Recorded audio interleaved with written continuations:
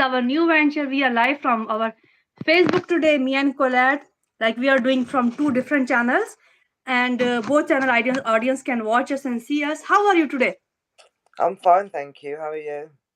I'm also good, and I just announced this today that we are going to try this new venture. I think you have seen this on the YouTube, and for our new viewers who are watching us on YouTube, me and Colette do a lot of work on on Instagram, and we have done a lot of work on uh, Twitter too. And last time our audience was a lot. If you have seen on the Twitter, a lot of people showed up over there today and also yesterday. So this is something new for us, and let's see how YouTube family welcome us today.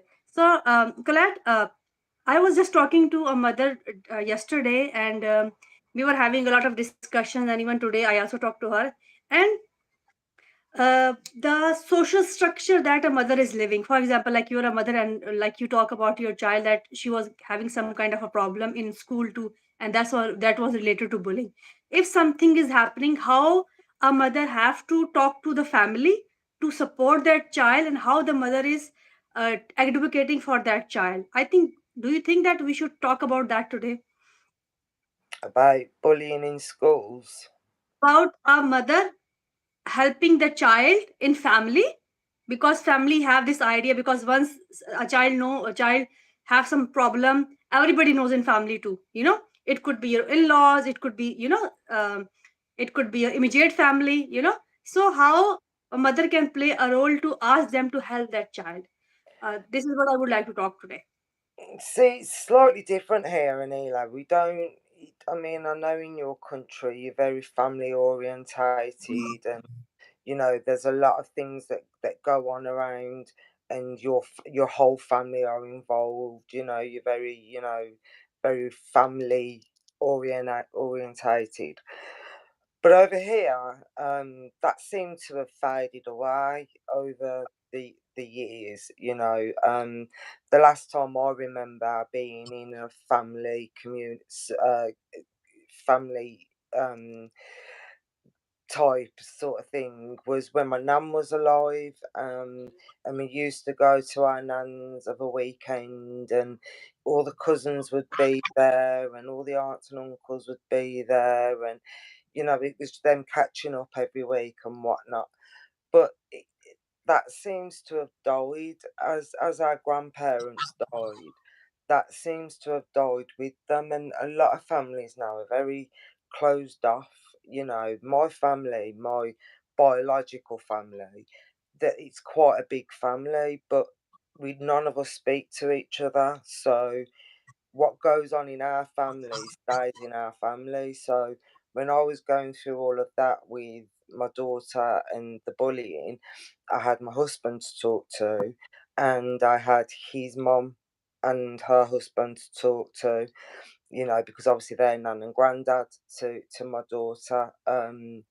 But those were the only ones that we spoke to about it. It's something over here, it's very much like, we'll deal with it behind closed doors sort of thing. We don't let family know anymore because everybody seems to compete with each other in families nowadays. It's all about what you've got and what you haven't got, and where you're going on your holidays. Are you going abroad or are you staying in the country? It family communities now, that's died down, and that died down many many years ago, Mhm. unfortunately, because again, I remember when we all used to go to my nan's. I had a family member that they weren't being treated right, and I remember all of my family were contacting social services, everybody trying to help. This I'm not going to name, but this person in my family, and I mean, we're quite close now, but I remember all of that, how, they tried to help me, which was why it was so shocking to me when I read my files that they never helped me, Mhm. but that's another story. But, back then, the whole family could see what was going on with the cousins, whether the cousins were all okay, and, how he turned up at my nan's as well was a big thing. You did wear your best, but you didn't dress in your garden clothes sort of thing. So, you know, did you have to have your hair brushed and all of that sort of thing. And like I say, that seems to have died down now. You know, we still have that relationship with our mother or mother and father or mother-in-law and father-in-law, but as far as the circle of families nowadays, we just don't get them involved because we like to deal with things on our own now. It's not the Mhm. same as it was, unfortunately. Yes, you're right over here. And my question was, let me a little bit expand the question that, yeah, the discussion that I'm trying to have today. Over here, if you would say that now still family are there are a lot of family who are like single unit family, because I am like living in a city, and in city there are a lot of families who are like that, and there's some family who live in abroad and they're coming back. The point over here is that they need to understand certain things. For example, if it is about your child, and this discussion is actually about that, whom you need to involve and whom you don't need to involve when you're talking about your child, that is important perspective over here. So I will expand my question to that. Okay, so suppose you are going to some other family, and they are not giving you a right treatment.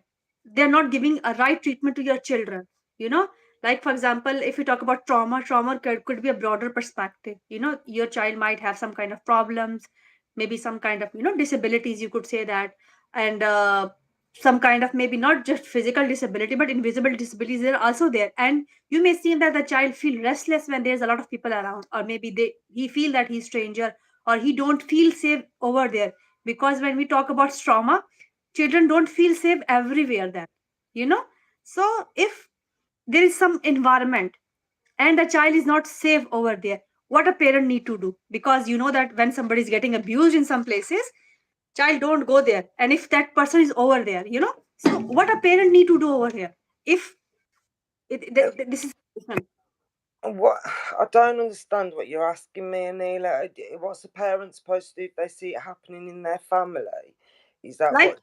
yeah, if the child don't feel safe in certain places. For example, you would go to higher, maybe when you have some kind of gatherings, some Yeah, dinners, in those circumstances, some functions, like some yeah, holidays, Thanksgiving dinners and things like that.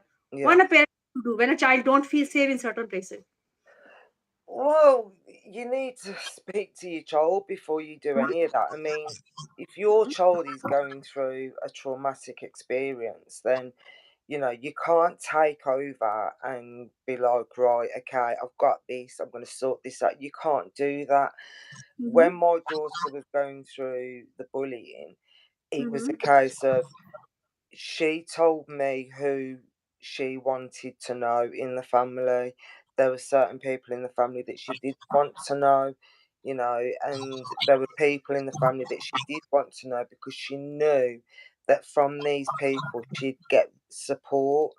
So I think if you actually spoke to your child about what's going on and you say to them, would you mind if I spoke to Nan about this or Auntie about this or whoever, if you Mm-hmm. include that child in on that conversation, Mm-hmm. then it opens up a wider circle for that child to be able to go to somebody, that they know who they can trust and who they can go to. And they've done that themselves.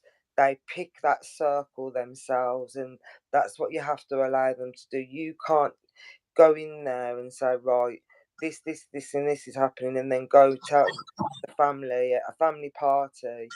You're telling Mm-hmm. everybody what's going on with that. That's traumatizing that child again because that child Mm-hmm. then feels embarrassed because you're talking about them and you're talking about how they're not coping well in school, and that child might not want them people to know that.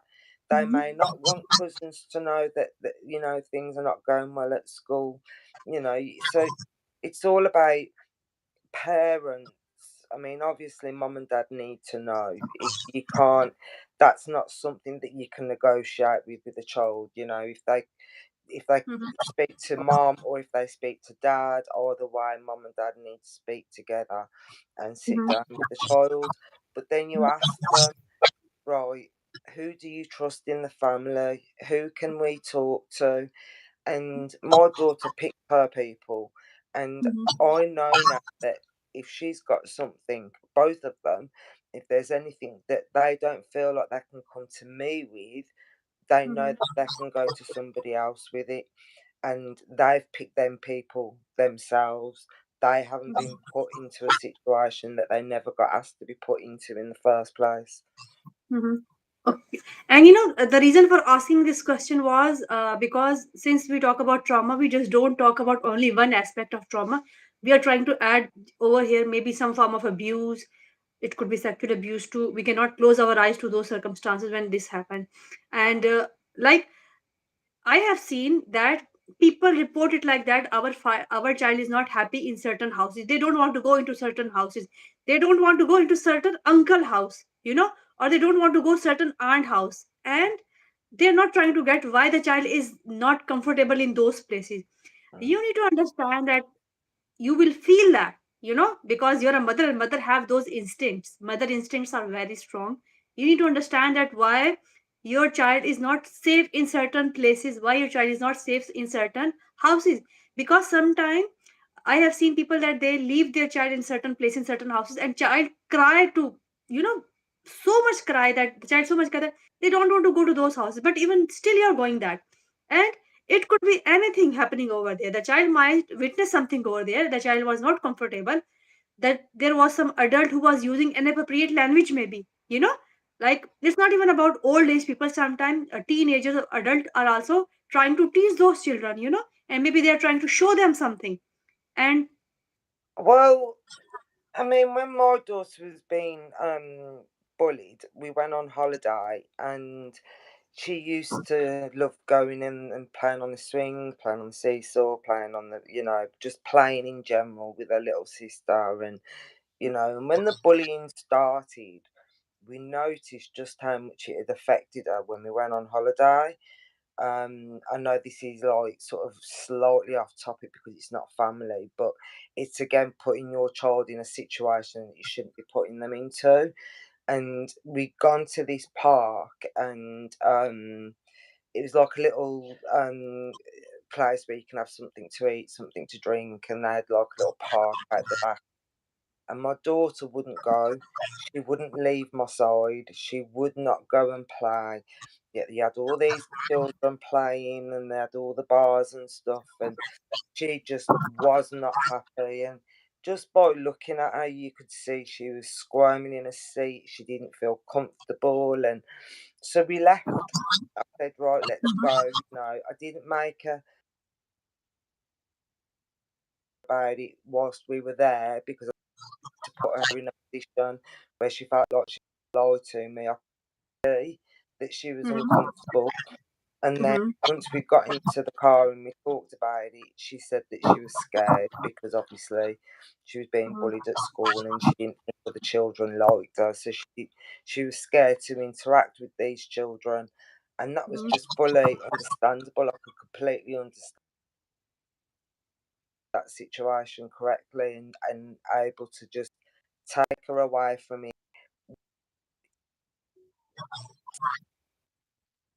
mhm, questioning her in front of other people. She wasn't happy. She didn't feel, and as a mother, it was I was fun. She was in a way, but my other child wasn't. So it was a case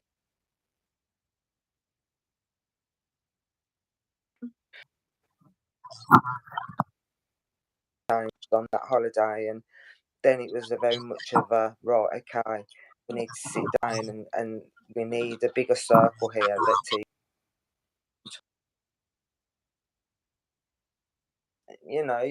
like you say, as a mother, as a parent, you should be able to feel that and see whether you're.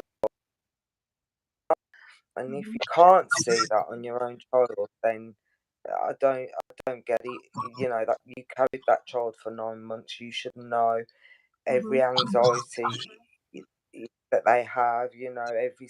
Every nightmare that they, anything that they're scared about it because you're a mom. you know. Mhm. So if your child is in a situation that they're not, you need to Mhm. remove them, you Mhm. know. And you know, like you mentioned few behavior over here, like your daughter become more clingy, maybe more. She wanted to spend more time with you, so I think that was also indication for you. And just tell me one thing: did she told you from the start that she's facing some kind of a problem, or after that incident you felt that there's something wrong with her, or she's in some kind of situation which is placing in her trauma?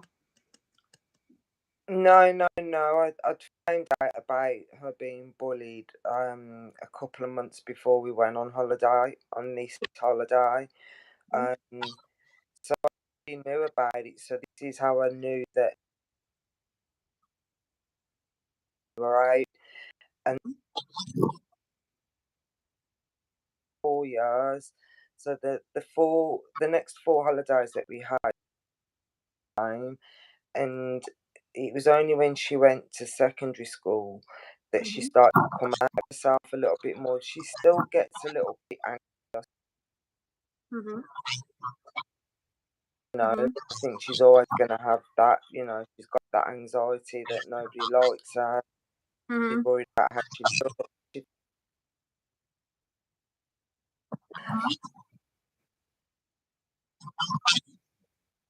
still in her head now. As much as we say that, you know, she's in recovery, she's recovered from it, she hasn't, because these people still live in her head. You know, I'm hoping, you know, one day she'll understand that what these people used to say to her meant nothing. So I Mhm. knew what was going on before we went on holiday, which Mhm. made it easier for me to read Mhm. the expressions on her face to know that she wasn't happy. Mhm. Okay. So it was more like that you knew that, but okay, suppose if you tell about her behavior, the moment it started, what you felt different in her behavior the moment she get bullied? Because we know that if a person is having some kind of trauma, the person is encountering some kind of a trauma, the behavior definitely changes. The child could cry more, the child won't want to go to school anymore, the grades are not the way that it is used to before. What you felt, like what is your observation as a mother in your daughter, and that make you think that there is something wrong? And I'm saying this because a lot of mother need to understand that what they can do or how they can understand their children. You don't need a lot of degrees for that. You being mother is enough for you. No, no, not at all. My daughter locked herself away in a bedroom. Mhm. And she was school when she was bullied, and Mhm. she started coming home and just locking herself in a bedroom and coming down for a dinner and not. But she just wasn't. She was always so smiley and so, you know, she talked to people. She was funny. She'd dance and, you know, she'd sing and she'd dress up. And, you know, typical little girl things. And then when the bullying started, I noticed that she was spending less time with us. She was spending more time in a room. I felt like I was forcing it when I was telling her to come downstairs and play downstairs for a bit, but I wasn't doing anything. She'd just, if I didn't let her go upstairs to her room, she'd just lie on the bed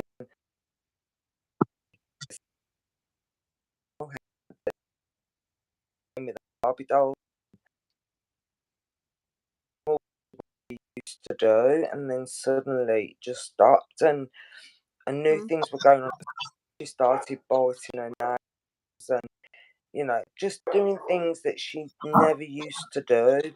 You know, she just, her demeanor changed, her whole attitude changed, and she did cry.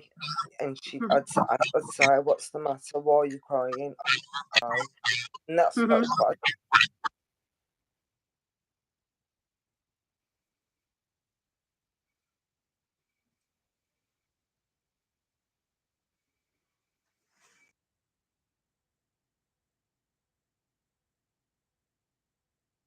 she was covered in mud, Mhm. and this is when I forgot. This is when I found out she was being bullied then, because they'd actually took the bullying from physical, Mhm. and that's when she decided to open up to me and tell me what was going on. She didn't want to tell me because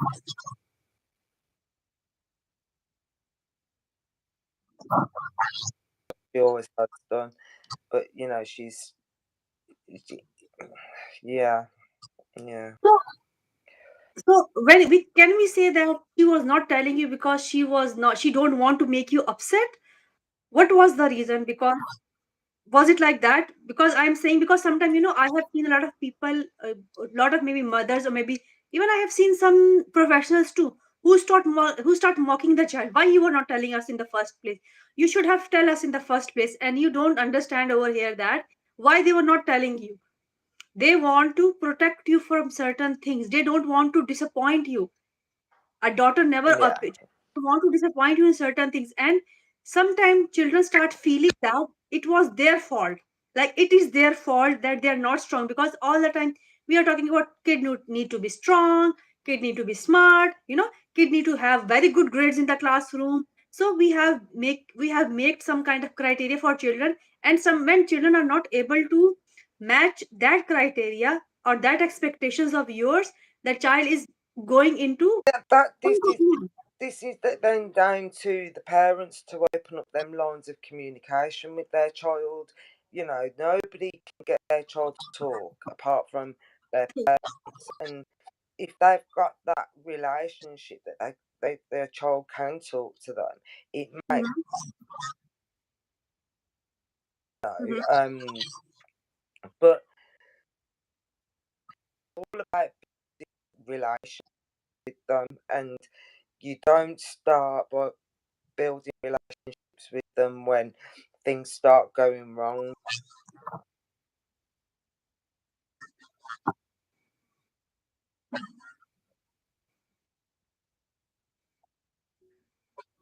mhm, Even when they're little toddlers, and as they're getting older, they need to know that mommy will be there. You know, you need to, like, if you instill that in your child from day one, then Tegan didn't tell me because she didn't want me to get upset, mhm, because she knew how I'd feel about her being upset. So that's why she didn't tell me, because she didn't want me to know that these people were doing, because she was my baby, and she okay. knew she was my baby, and I'd do anything for her. I'd do anything for any of my little ones, and but yeah, you've got to open those lines of communication with your child, and but don't expect to, if you're only just going to start open them up because you feel like something's going on in school, Mhm, then your child's not going to open up because there's one going on, and they don't trust you. That's why they didn't speak to you in the first place. mhm. And let me give you example of a child that I'm working with nowadays. The child, once the child came to me, and then the child ran away because I don't know why he was crying or he was scared what was happening over there. So the mother again requested me, can you please work with my child? I don't know, something is happening, and everybody is saying that he's not performing. The child is not performing very well in the classroom, and everybody is saying that he don't even want to work, and he is all the time thinking about something else. So I just start talking to that child, and uh, I ask him to, what you're thinking all the time. And after maybe one, like I just talked to him for maybe 40 minutes, 30, 40 minutes, and in last 10 minutes he started opening up that I said that, do you want to do something for your mother? He said that, yes, I want to paint something for mother, and I want to put that thing in his her purse, so that whenever my mother see that painting, then she would be happy. I want to make her happy. And I said that, why? And are you scared of something? He said that, I am scared because my mother is sad, and I want to make her happy. you know. And this is the way he thought that he want to make her happy. And he, in that same session, he draw a picture and he said that I'm going to put that in my mother bag, and I know that she will be happy. So that was his way of making it. It's very beautiful, it's amazing. And I know that every child want to do that. Of course they do. He Of was course getting they that. do. Every child wants that bond with their mom. How bad is that child? That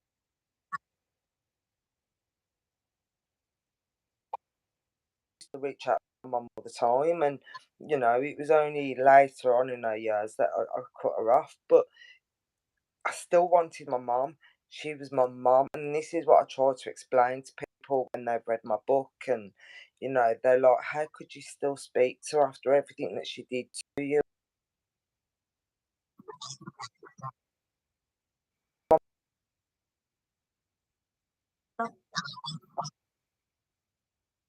Mm-hmm.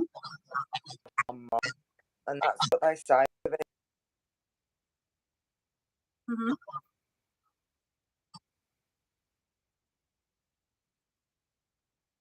Go back Mm-hmm. to that child, child, Mm-hmm. so Mm-hmm. and nurturer is the mother. Mm-hmm. And nobody was thinking, like, if I talk about your case, what I feel that why nobody is talking about she needed help. People need to think about that too, that yes, exactly, she needed help. And if I talk about the same case I talk to you right now, right, I share with you, the mother need help. Actually, she's not feeling well, she's not feeling good about certain things, she's facing some kind of a problem, and that is why the child is getting dull day by day, because he is getting influenced by the mother. So if, and the other thing is that that is your choice, nobody can make you think that they want to, that you should think like that, you should think like that. Why? That is your choice. You want to forgive somebody, that is your child.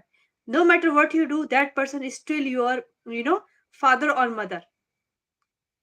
That is a relationship that was, because you have that relationship with her before birth, before your birth. So nobody can cut that thing.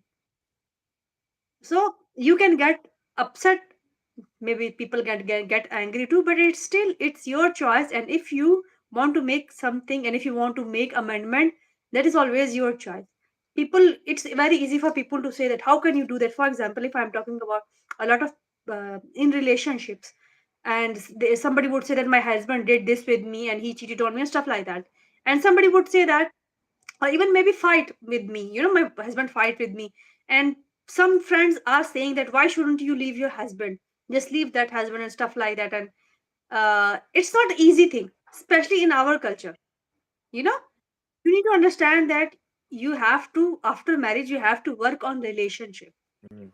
you know that is important part of that. So saying somebody do something or leave your mother, don't talk to her, you know people say those things, but they don't understand that they are, then they are not able to empathize with you. They need to understand that what they would have done if they were in your situation. Like, saying is very easy. Do they have those choices? But can they survive? Or the other question is, can you survive that situation? That is not guarantee. you know if somebody else, No, that is a point over here. So it is perfectly your own, like, it is your choice. What have you did with your, like, the way that you feel for your mother. And at the end, you are the one who need to make peace with certain things. Because if you will not make peace with certain things, it is going to mess with your psyche. the thing I have in my mind,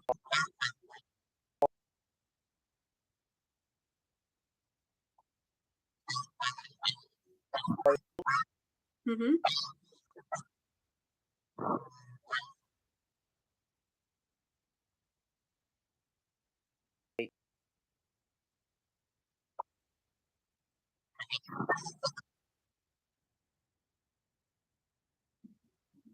when she died, all them questions died with her, because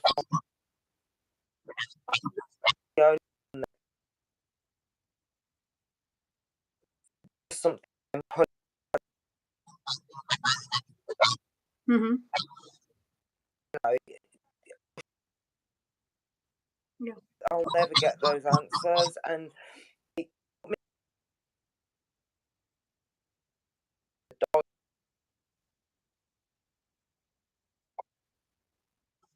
I didn't get the answers that I needed.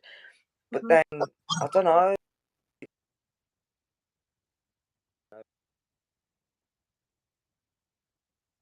live with it, with the fact that I'm never gonna get those answers, and it hold me because there's nothing I can do about it. There's nothing anybody else. So Mhm. yeah, those from the mum, because if the mum, yeah, mum,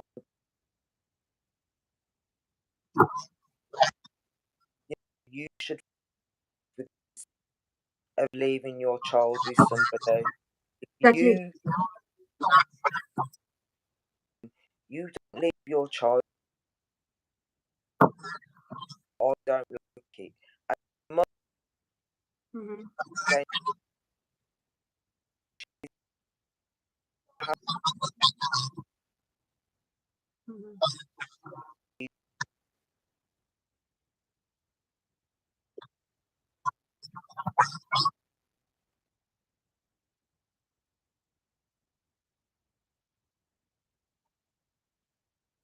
Mhm. Okay. So I think the discussion that we have today is important. People need to listen to that discussion, and that is important aspect that please get aware of your child. Talk to your child more and see what is happening with your child in school. Have some information what is happening, even you feel something or not, just have a coordination, that kind of coordination from the school. Talk to teachers, talk to people, talk to the friends of your child, so that you get the idea what is happening in the school. And same is true for the circumstances too, wherever you're taking your child.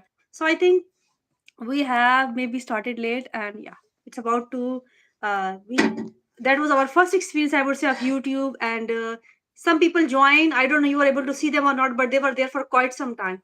So that is our first time on YouTube, and I think we have to do that. What do you think? Yeah.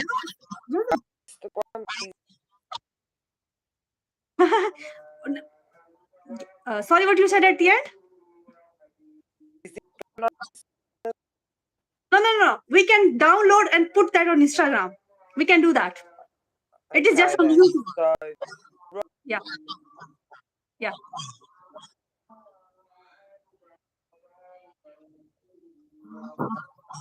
Yeah, Tuesday.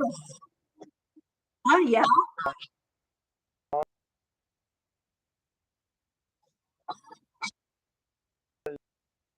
Yeah. which is time Yeah. Yeah. You our podcast. and yeah, Yeah. I think on Friday let's do our Instagram. No, sorry, let's do our YouTube. So we don't have to record separate episode for that. That was going over here in my mind. So that what it is all about. So thank you so much, everybody who will listen later on. We will share the you know link with people on other channels. Thank you so much, everyone. Bye.